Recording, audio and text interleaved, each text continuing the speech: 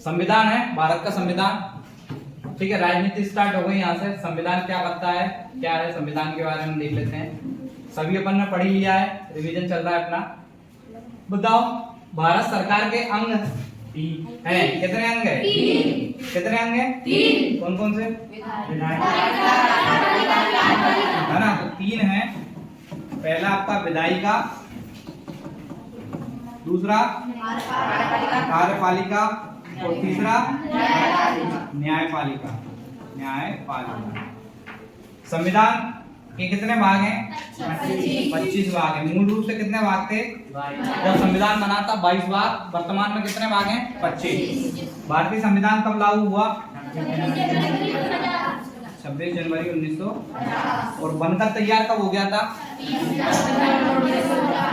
26 नवंबर 1949। Clear है? आगे देख लेते हैं। भारत संविधान सभा का निर्माण के लिए चुनाव हुआ, कैसे हुए? संविधान सभा का चुनाव कैसे हुआ था? प्रत्यक्ष या अप्रत्यक्ष? तो अप्रत्यक्ष चुनाव हुए। अप्रत्यक्ष चुनाव हुए। सदस्य, कितने सदस्य चुने गए? 299 सदस्यों ने भाग लिया और 26 जनवरी 1950 को लागू किया। क्या किया? 1900 अंगीकृत कब किया? 1949 को। कब किया? और 1950 को क्या होता है? लागू होता है। इसमें कितने भाग थे? 22 भाग थे। कितने भाग थे मूल रूप से, है ना? और वर्तमान में कितने? वर्तमान की पूछ रहा है ना? और कितने अनुच्छेद हैं? 395 अनुच्छेद थे, है ना? 395 जो कि अब बढ़ के 400 से ज्यादा हो गए हैं, है ना? विश्व का सबसे लंबा लिखित संविधान है। कैसा संविधान है? लिखित संविधान है। इस तरीके से संविधान के बारे में सारी बातें हमको पता है।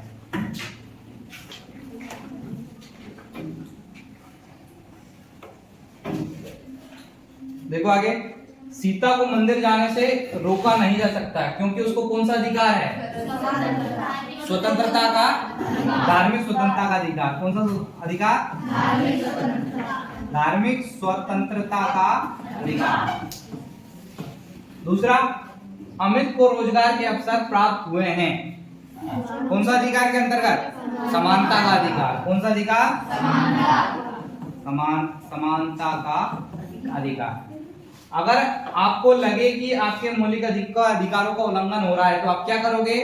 आप उपयोग करोगे आपके 6वें मौलिक अधिकार। कौन सा? संवैधानिक उपचारों का अधिकार का। संवैधानिक। और आप कहां चल जाओगे? हाई कोर्ट या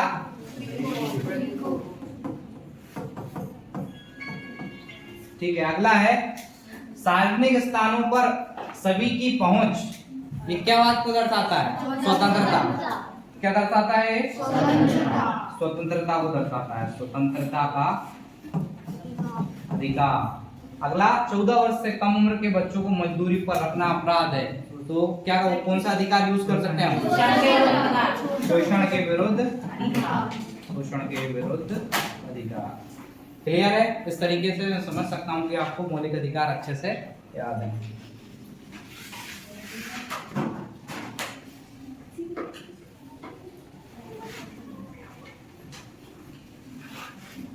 देखिए जरा, पहला प्रश्न है यहाँ पर, लोकतंत्र किसे कहते हैं? जनता का शासन। जनता का शासन कहलाता है लोकतंत्र। लोकतंत्र में अंतिम शक्ति किसके पास होती है? जनता के पास। भारत में कितने वर्ष के लोग वोट दे सकते हैं? 18 वर्ष के लोग वोट दे सकते हैं। भारत में लोकसभा चुनाव कितने वर्षों में होता है? 5 वर्ष। और राज्यसभा है ना, वो होता है आपका राज्यसभा का होता है चुनाव, होता है 6 वर्ष में। कितने वर्ष में? 6 वर्ष। लोकतंत्र में नागरिकों में सबसे महत्वपूर्ण अधिकार क्या मिलता है? तो सबसे महत्वपूर्ण अधिकार है आपका मतदान। मतदान अधिकार कब मिलता है बेटा? जब आप 18 वर्ष की आयु पूर्ण कर लेते हो। जैसे क्या बोलते हैं? वयस्क मताधिकार। क्या बोलते हैं? वयस्क मताधिकार। आगे बढ़े। सरकार के अंग विधायिका, कार्यपालिका और न्यायपालिका। संसद के 2 सदन, एक उच्च सदन राज्यसभा और निम्न सदन किसे कहते हैं? लोकसभा। राज्यसभा लोकसभा में डिफरेंस, ये सारी बातें मैंने पढ़ ली हैं। सरकार के कितने अंग होते हैं? 3, है ना, 3 अंग होते हैं, पढ़ चुके हैं अपन। उच्च सदन को राज्यसभा कहते हैं, तो निम्न सदन को क्या कहेंगे? लोकसभा। लोकसभा। आपके काका की उम्र 30 वर्ष से कम है, तो क्या आप राज्यसभा का चुनाव लड़ सकते हैं? नहीं लड़ सकते, क्योंकि उसकी आयु कितनी चाहिए उसमें चुनाव लड़ने के लिए? है ना, राज्यसभा का चुनाव लड़ने के लिए आपको 33 वर्ष की आयु होना आवश्यक है। तुम बताओ, अगर लोकसभा स्थायी सदन है तो उसके सदस्यों का कार्यकाल 5 वर्ष है, और लोकसभा का चुनाव लड़ने के लिए किसी व्यक्ति की न्यूनतम आयु कितनी वर्ष होनी चाहिए? 35 वर्ष। लोकसभा में कितने सदस्य चुनाव में जीत हासिल करके पहुंच सकते हैं? कितने सदस्य चुनाव में जीत हासिल करके पहुंच सकते हैं? कैसे सवाल है, लोकसभा में कितने सदस्य चुनाव में जीत हासिल करके पहुंच सकते हैं? लोकसभा में पहुंच सकते हैं, यही होगा इसका आंसर। मुझे प्रश्न ही समझ नहीं आया। आगे देखो, मध्य प्रदेश में कितने सदन है? 2। मध्य प्रदेश में 1 सदन है ना, केवल विधानसभा। क्या है? विधानसभा। तो यहाँ पे कितने सदन है? केवल 1 सदन। विधानसभा के सदस्य क्या कहलाते हैं? विधायक। क्या कहलाते हैं? लोकसभा के सदस्यों को क्या कहते हैं? सांसद। क्या बोलते हैं? सांसद। ठीक है।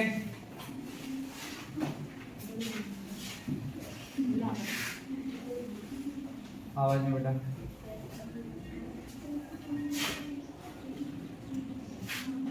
देख लो अगली गतिविधि। देश में हर क्षेत्र में पार्टियां खालिस्तान खड़े करती है। किसको खड़े करती है? उम्मीदवार। किसको?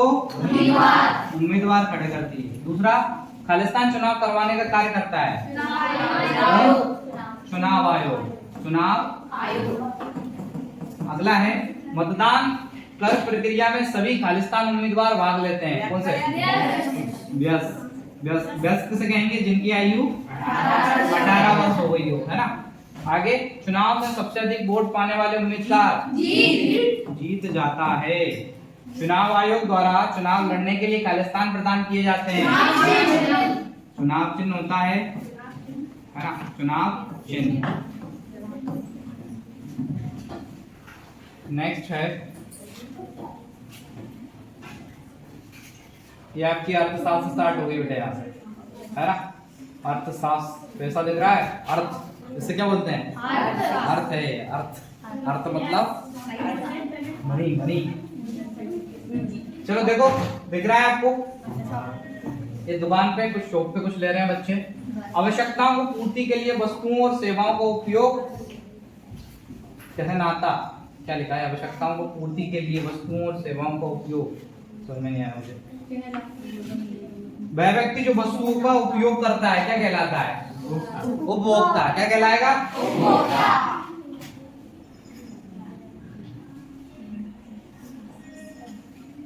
क्या कहलाता है? उपभोक्ता कहलाता है। अगला, उत्पादकों से उपभोक्ता तक सामान पहुंचाने की प्रक्रिया को क्या कहते हैं? इसको बोलते हैं वितरण, है ना। फैक्ट्री से माल आता है और कहां तक आता है? बाजार से मार्केट में पहुंचता है, मार्केट से लोगों के घरों तक पहुंचता है। इस प्रक्रिया को बोलते हैं वितरण। वह व्यक्ति जो वस्तुओं और सेवाओं का निर्माण करता है क्या कहलाता है? उत्पादक। क्या कहलाएगा बेटा? है ना, जो उत्पादन करेगा वो क्या कहलाएगा? क्या कहलाएगा? ठीक है, आगे बात कर लेते हैं। आर्थिक और गैर आर्थिक गतिविधि। एक दुकानदार का सामान बेच रहा है तो वो कौन सी क्रिया है? आर्थिक या गैर आर्थिक? आर्थिक क्रिया। कौन सी क्रिया? उससे वो अर्थ कमा रहा है। अर्थ मतलब रुपए कमा रहा है कि नहीं कमा रहा है, तो वो क्रिया कौन सी हो गई? घर की सफाई करना गैर आर्थिक। उसका कोई पैसा रुपया नहीं मिलता है।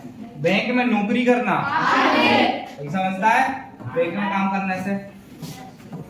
और बीमार माँ की सेवा करना गैर आर्थिक क्रिया। डिफरेंस समझ में आ गया? जिससे पैसा मिले वो आर्थिक क्रिया, जिससे पैसा ना मिले गैर आर्थिक। चलिए आगे बढ़ते हैं। अर्थव्यवस्था के क्षेत्रक पढ़े अपन ने। कितने क्षेत्रक होते हैं? 3। ठीक है, 3 क्षेत्रक होते हैं, प्राथमिक, द्वितीयक, तृतीयक। तो ये वाली गतिविधि दिख रही है वो किस क्षेत्रक की है? प्राथमिक। किसकी है? प्राथमिक। ये वाली किस क्षेत्रक की है? जो देंगे द्वितीयक। ठीक है, ये एमआरआई मशीन से ये आपकी हो रही है सिटी स्कैन। ये कौन सी? तृतीयक, क्योंकि इसमें कोई वस्तु का उत्पादन नहीं हो रहा है। ये दिख रही है आपकी खुदाई हो रही है, किस क्षेत्र की गतिविधि है? खनन। किस क्षेत्र में आता है? प्राथमिक। अगला, ये काम कर रहे हैं उद्योगों में, तो ये किस में जाएगी बेटा? द्वितीयक। और ये आपका परिवहन के साधन, ये किस में जाएंगे? ये आपकी हुई आपकी तृतीयक। तृतीयक क्षेत्र की गतिविधि हो गई। इस तरीके से गतिविधियां पहचानना आप सीख गए हैं। इस क्षेत्र को सेवा क्षेत्र कहते हैं, तृतीयक क्षेत्र। चलो अब बात कर लेते हैं कुछ कृषिगत और गैर कृषिगत क्रियाएं। गेहूं की कटाई कौन सी? डेयरी फार्मिंग, ईंट बनाना गैर कृषिगत, बस चलाना, टोकरी चुनना गैर कृषिगत, खेती से सिंचाई करना कृषिगत, सॉरी खेत में सिंचाई करना, सिलाई कर दुकान चलाना क्या कहलाता? मछली पकड़ना और चीनी मिल में काम करना। इस तरीके से अपन ने देख लिया। कृषिगत जो खेती से जुड़ी हुई है वो सारी कृषिगत क्रियाएं होती है जो प्रत्यक्ष या अप्रत्यक्ष रूप से खेती से जुड़ी हुई हैं, और गैर कृषिगत क्रियाएं जिनसे खेती का कोई संबंध नहीं है। लास्ट में मुद्रा की बात कर लेते हैं। मुद्रा मतलब क्या होता है?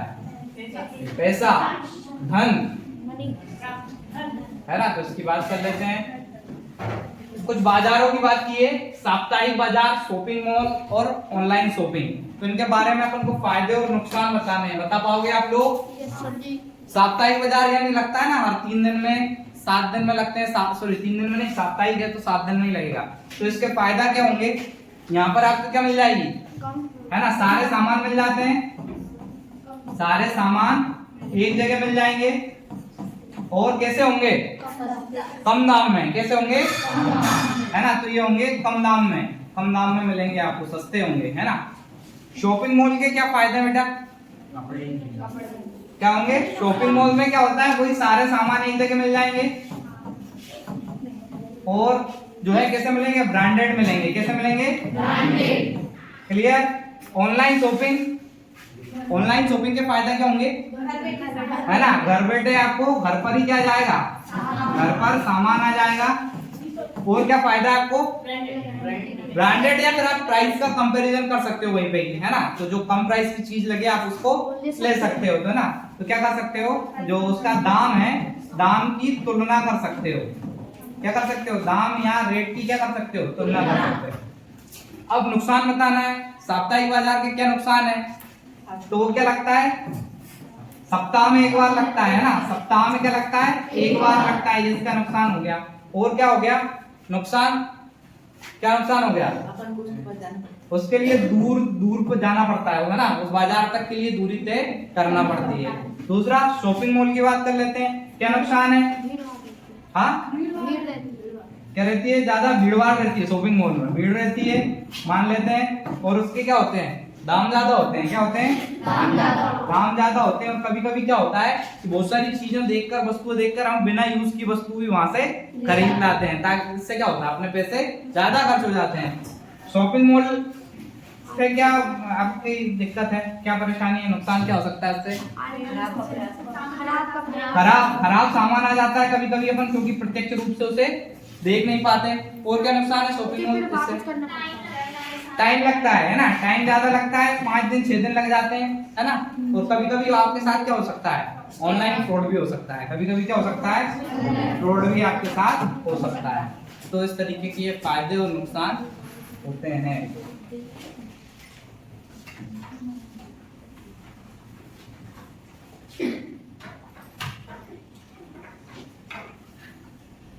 देश में आपकी भी गरीबी का कारण है। क्या है गरीबी का कारण? क्या शिक्षा। देश में आपकी, है ना, शिक्षा भी गरीबी, शिक्षा थोड़ी होगा, उसमें हो जाएगा आपका असमानता आ जाएगा, है ना, क्या आ जाएगा? असमानता होती है। और यह शिक्षा की कमी ले सकते हैं, इसमें क्या लिख सकते हैं? शिक्षा की कमी या शिक्षित ना होना, ये आपकी इसका कारण है। गरीबी के कारण बच्चे अक्सर खालिस्तान का शिकार हो जाते हैं। कुपोषण का, किसका? कुपोषण। कुपोषण समझते हो? अच्छा खाना नहीं मिल पाता, न्यूट्रिएंट नहीं मिल पाते, जिससे बॉडी क्या हो जाती है? सूख जाती है ना, हड्डियां दिखने लगती हैं, बच्चों में होता है। और मध्य प्रदेश में काफी ज्यादा कुपोषण है, मतलब आपका फर्स्ट या सेकंड नंबर पे आता है मध्य प्रदेश कुपोषण के मामलों में। बेहतर शिक्षा, बेहतर शिक्षा और रोजगार क्या करता है? सुविधाएं मिलती है।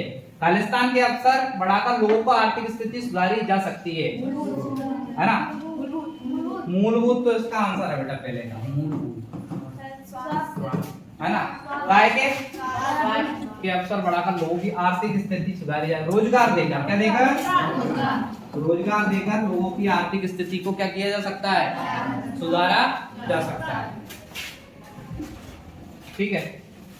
आयात निर्यात की लास्ट है। आयात निर्यात, आयात मतलब दूसरे देशों से वस्तुएं अपने देश में मंगाना, आयात कहलाता है। और अपने देश से दूसरे देशों में वस्तुओं का भेजना क्या कहलाता है? निर्यात कहलाता है। क्या कहलाता है? तो ये वस्तुएं दी गई हैं, उसमें से देखो अपन दूसरे देशों से क्या आयात करते हैं? तो इलेक्ट्रॉनिक सामान, क्या करते हैं? इलेक्ट्रॉनिक सामान आयात करते हैं, है ना।